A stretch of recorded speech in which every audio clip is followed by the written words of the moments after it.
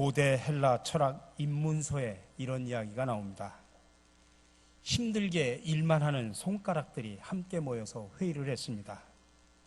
몸에 붙어있는 손가락은 어느 부위보다도 춥도록 일만 하지만 아무 일도 하지 않는 입은 자기가 일을 다 한 것처럼 떠들고 있으니 일만 하는 우리가 억울하다고 불만을 토로합니다. 그리고 저 입이 잘못 저지른 일로 인해서 싸움이 일어나면 정작 싸움을 일으킨 입은 아무것도 하지 못하고 우리 손만 나가서 피가 나도록 싸우게 되니 도저히 억울해서 못 살겠다. 그리고 입은 아무 욕도 먹지 않고 손만 잘못했다고 욕을 먹으니 억울하다라고 생각을 합니다. 그래서 이렇게 저렇게 손가락들이 어떻게 하면 좋을까? 어떻게 하면 저 입술이 일하게 할 수 있을까 궁리를 하다가 그러면 지금부터 입이 일할 때까지 우리 손가락들이 일을 하지 말자고 그렇게 결의를 했습니다. 그리고 난 후에 하루가 지나고 이틀이 지나가자 이제 손가락들이 힘이 점점 빠지고 늘어지게 되었습니다. 나중에 손가락들이 모여서 우리가 일도 안 하는데 왜 우리들이 이렇게 힘이 빠지는가를 함께 생각을 하게 되었습니다. 그렇게 이야기를 하다가 저 입으로 음식물이 들어가지 않으면 결국 우리들이 힘을 낼 수 없구나라고 하는 것을 깨닫게 되고 다시 일을 했다고 하는 이야기입니다. 그래서 손가락들이 자기 일을 하기 시작하면서 몸이 완전해졌다라고 하는 그런 이야기입니다.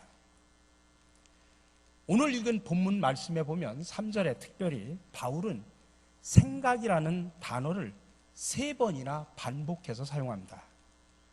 근데 문제는 우리말 성경에 생각이라고 표현을 하고 있지만은 사실은 헬라어 원문을 보면은 이 말이 전혀 다른 말로 3가지 다른 말로 표현이 됩니다.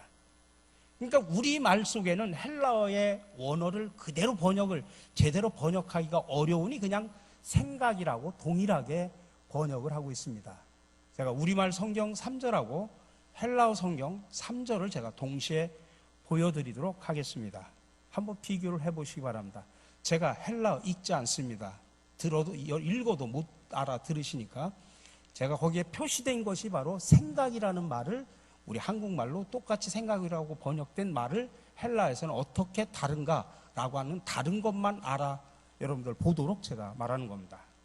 3절 내게 주신 은혜로 말미암아 너희 각 사람에게 말하노니 마땅히 생각할 그 이상의 생각을 품지 말고 오직 하나님께서 각 사람에게 나눠주신 믿음의 분량대로 지혜롭게 생각하라.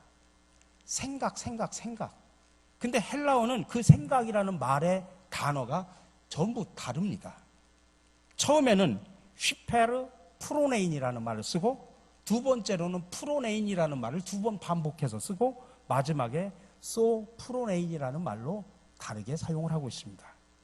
정말 운치 있게 다르게 표현을 하고 있습니다. 이 원문을 좀 알면 이게 얼마나 운치 있게 표현하고 있는가를 깨닫게 됩니다. 근데 오늘 어쨌든 본문 3절 말씀의 핵심은 뭐냐면 너 자신을 한번 생각해봐라. 다른 사람이 아니라 하나님 앞에서 너 자신을 한번 생각해봐라. 이렇게 우리가 원문에 가깝게 번역해서 이해할 수 있습니다. 우리들은 자기가 누구인지 잘 알지 못할 때가 참으로 많이 있습니다. 자기 혼자 생각해보면 세상에서 자기가 가장 잘났다고 착각을 합니다.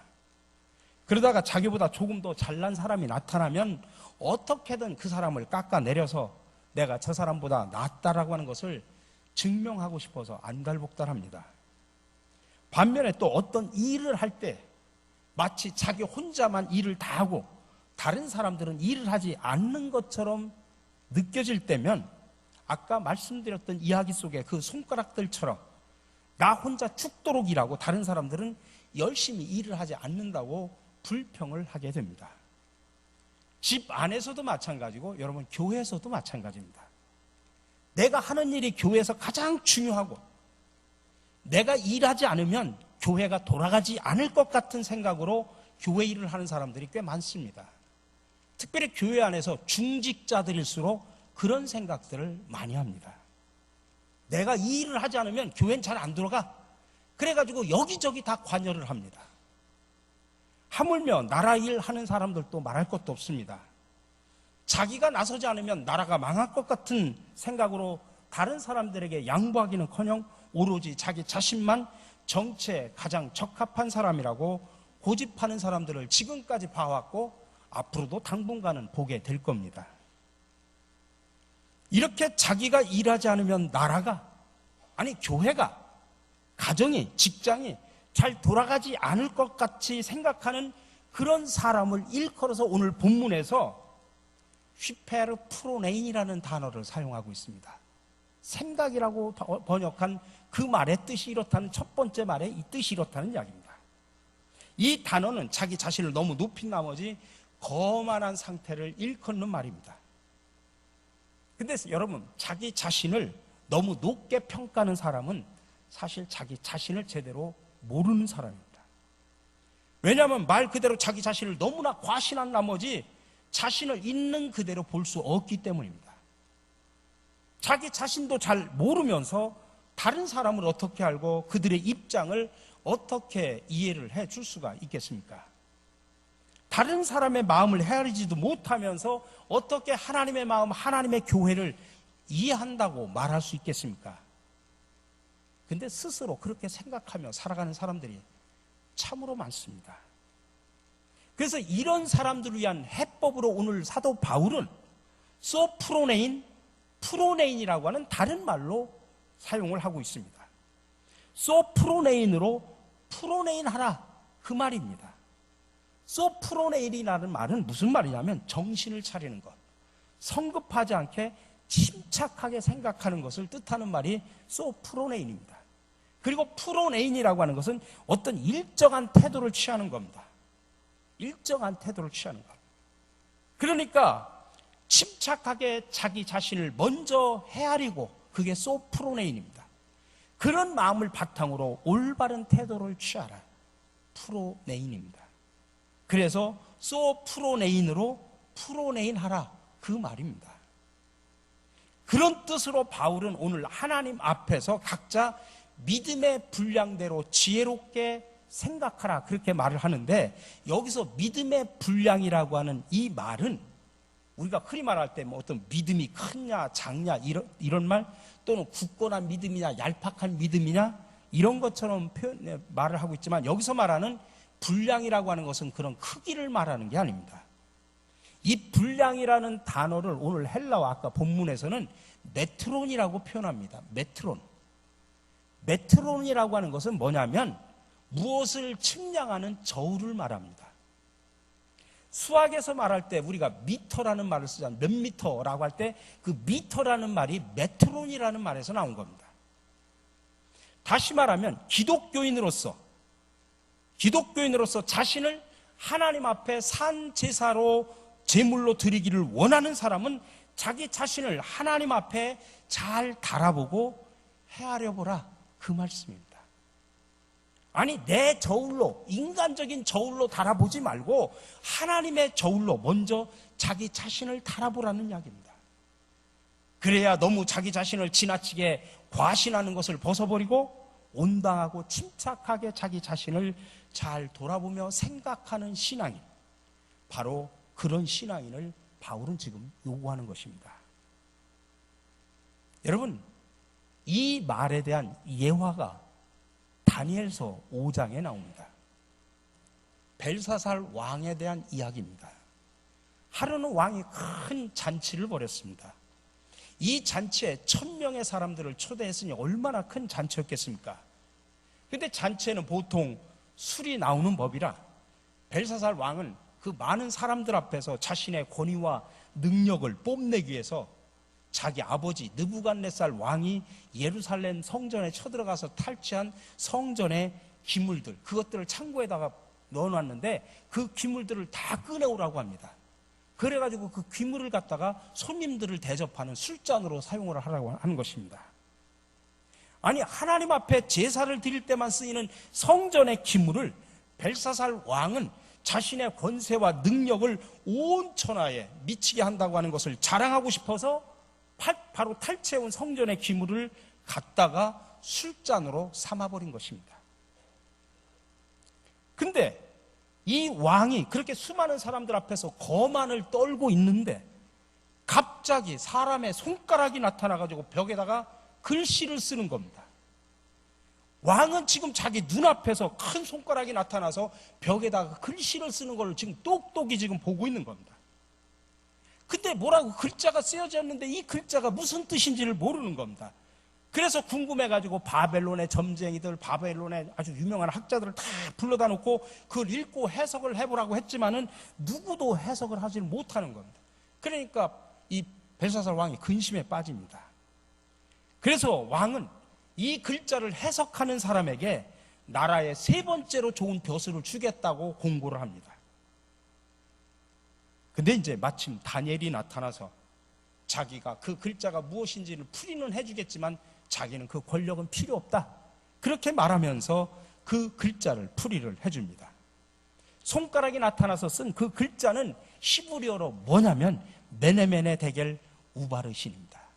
저게 히브리어인데 저게 거꾸로 읽는 건데 지금 옆으로가 아니라 위아래로 이렇게 위에서 아래로 읽어야 됩니다. 지금 저거는 그렇게 써놨습니다. 근데 메네메네 데겔 우바르신이라는 뜻입니다. 그 글자가 그런 글자라는 이야기입니다. 근데 다니엘이 해석을 해주는데 내용이 뭐냐? 쉽게 말하면 하나님의 저울에다가 왕을 올려서 그 저울 위에 올려놓고 달아봤는데 왕이 그 저울에 모자라기 때문에 왕국은 모두 끝이 나고 끝장나고 두 나라로 나누게 된다고 하는 뜻이라고 풀이를 해줍니다. 여러분, 당시에 바벨론 제국의 왕, 감히 사람의 판단으로 사람의 저울로 달아놓고 감히 판단할 수 없는 왕입니다. 그건 오히려 불충이고 반역이고 잘못하면 죽음을 각오해야 됩니다. 근데 하나님의 저울에는 왕도 없고 백성도 없습니다. 모든 사람이 똑같이 하나님의 저울에 올라가 달리게 됩니다. 하나님만이 세상이 달지 못하는 왕이라도 하나님의 저울에 달 수 있습니다. 그 하나님의 저울에 올려가지고 벨사살 왕을 달아보니까 모자랐다, 기울어졌다는 이야기입니다. 세상을 지배하는 왕을 누가 감히 저울에 달아가지고 왕이 옳다 그르다 또 높다 낮다 그렇게 함부로 판단하고 계산할 수 있겠습니까? 사람으로서는 아무도 왕을 헤아려 볼 수 없지만 하나님의 저울에는 왕이 아니라 그 어떤 사람도 그 저울에 달리지 않을 사람이 없다는 이야기입니다.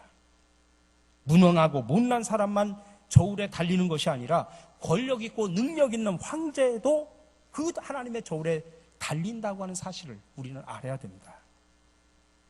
자기가 하나님만큼 높다는 생각에 성물을 마음대로 쓰는 그 벨사살 왕을 탓할 사람은 당시에 아무도 없었지만 누구에게나 적용되는 하나님의 저울에 왕을 달았더니 턱없이 모자랐다는 이야기입니다. 황제는 세상에서 자기보다 높은 사람이었고 자신이 최고라고 생각을 했지만은 하나님의 성물을 잔치에 사용함으로 하나님의 저울에 달아보니 떨어졌다는 이야기입니다. 그런 사람을 두고 오늘 바울은 휘페르 프로네인이라는 단어를 사용하고 있다 이 말씀입니다. 그래서 바울은 오늘 자신을 하나님의 저울에 달아보아 자신을 헤아리는 것이 분수에 맞고 지혜 있는 생각이라고 말하고 있는 것입니다. 우리말로 지혜 있는이라고 번역하는 것에 앞서서 이 말씀드린 이 헬라어 소프로네인, 이 소프로네인을 지혜 있다라고 번역을 했지만은 본래 뜻은 침착하게 자기 자신을 낮추고 돌아보는 의미가 담겨져 있습니다. 하나님께서 주신 믿음의 저울에 자신을 달아볼 줄 아는 사람, 그래서 자기 자신을 낮추어 볼 줄 아는 사람, 무엇을 말하기 전에 무엇을 행동하기 전에 침착하게 자기 자신에 대해서 돌아볼 줄 아는 사람, 그런 사람을 주님은 원하고 계시다는 이야기입니다.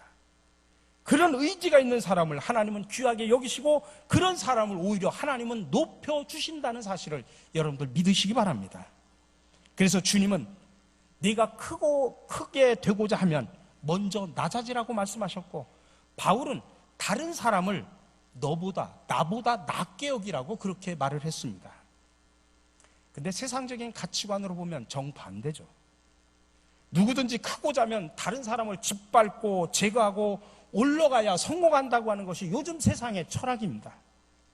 우리 기독교인들이 그렇게 살아서는 안 된다고 알고 있지만 우리조차도 세상적인 가치관, 세상적인 세계관에 물들어서 예수님이나 바울의 권면보다도 세상의 철학, 세상의 풍조에 따라 살아갈 때가 참으로 많이 있습니다. 그래서 사라지는 나, 드러나는 나라고 하는 말은 세상에 물들어서 높아지려고 하는 그런 개인주의, 성공주의를 없애고 그런 것들을 사라지게 하고 더불어 같이 살아가는 공동체의 삶을 드러내라고 하는 뜻입니다. 믿음의 사람이라고 하는 것은 자기 중심적으로 자기 주관이나 감정에 휩쓸려 가지고 쉽게 사는 그런 사람이 아닙니다.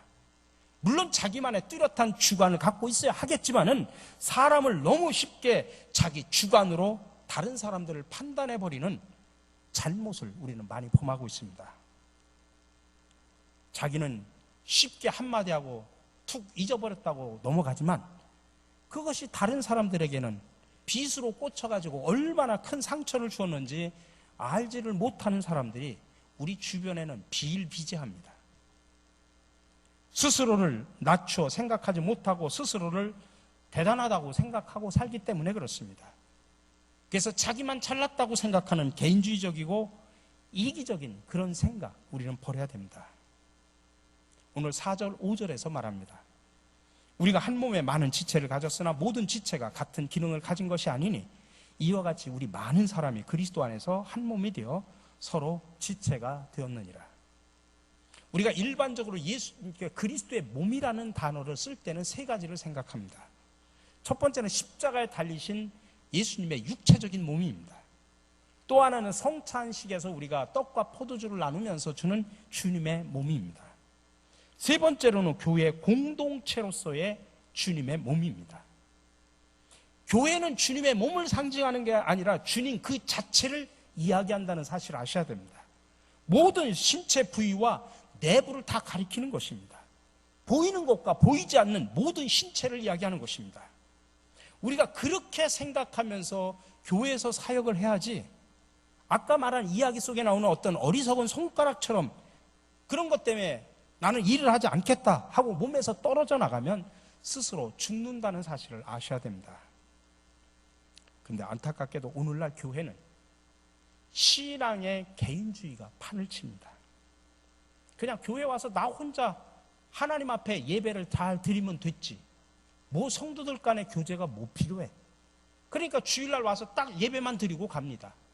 그런 사람들이 점점점 늘어갑니다. 하나님과 나와의 수직적인 관계만 강조합니다. 그럴 것 같으면 여러분 그냥 교회 오지 마시고 편안한 소파에서 앉으셔가지고 기독교 방송 틀어놓고 예배를 드리시는 게 훨씬 나을 수도 있습니다. 근데 여러분 교회는 그게 아닙니다. 공동체입니다. 우리가 공동체가 모여서 우리가 수직적으로 하나님과 바른 관계를 통해서 하나님께 예배를 드리고 동시에 이웃과 사랑과 친교와 나눔이 있어야 되는 겁니다. 나 홀로 예배만 드렸으면 된 거 아니냐? 그게 아닙니다. 또 함께 우리 성도들과 함께 사랑의 아름다운 교제를 나눌 수 있어야 되는 겁니다. 그래서 우리 교회가 모여서 드리는 예배도 있지만 흩어져서 가정교회 소그룹으로 모여서 함께 말씀도 나누지만 사랑도 나누고 함께 기쁨도 나누고 슬픔도 나누고 서로 중보기도 하면서 서로 세워주는 일을 하는 이유가 바로 그것 때문입니다. 여러분 세상에서는 개인주의적인 생활이 유리할지 모르지만은 그런 생활이 교회 생활로 이어지면 영적으로 자멸할 수밖에 없습니다. 오래전에 우리나라 초등학교 교사들이 이스라엘에 연수를 갔다고 합니다. 그래서 이제 어느 교실에 가가지고서 아이들이 공부하는 장면을 뒤에서 참관을 하고 있는데 이스라엘 선생님이 설명을 하다가 우리 선생님들이 오셨으니까 한국의 선생님들이 오셨으니까 앞에 오셔서 좀 우리 아이들한테 좋은 이야기를 좀 해달라고 부탁을 했다고 합니다.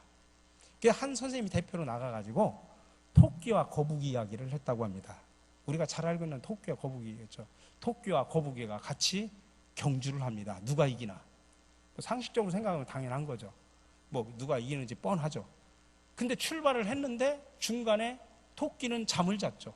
근데 거북이는 쉬지 않고 땀을 뻘뻘 흘리면서 열심히 마지막까지 올라가서 결국에는 거북이가 테이프를 끄는 거죠. 1등을 한 거죠. 그러면서 아이들한테 교훈을 줬습니다. 너희들도 거북이처럼 근면하고 성실하고 인내하면 너희들도 성공한다. 그런 교훈까지 잘 주었습니다. 그때 그 얘기를 듣던 이스라엘 초등학교 아이들이 전부 눈을 깜먹깜먹하면서 감동을 받는 게 아니라 의아하듯이 이상하듯이 쳐다보더래요. 그러더니 한 학생이 손을 딱 들면서 선생님한테 질문을 하더랍니다. 선생님, 그러면 저 산에 올라가서 우승 테이프를 끄는 그 거북이는 올라가는 도중에 토끼가 잠자는 걸 봤을 텐데 왜 토끼를 안 깨웠을까요? 그렇게 묻더라는 거예요. 왜 토끼를 안 깨고 자기 혼자 올라가서 1등 했다고 승리에 자축을 하느냐, 그 소리예요. 나 같으면 잠자는 토끼를 깨워가지고 함께 손을 잡고 함께 어깨동무하고 올라가서 함께 만세를 부를 텐데 왜 잠자는 토끼를 안 깨웠습니까? 라고 묻더라는 이야기입니다.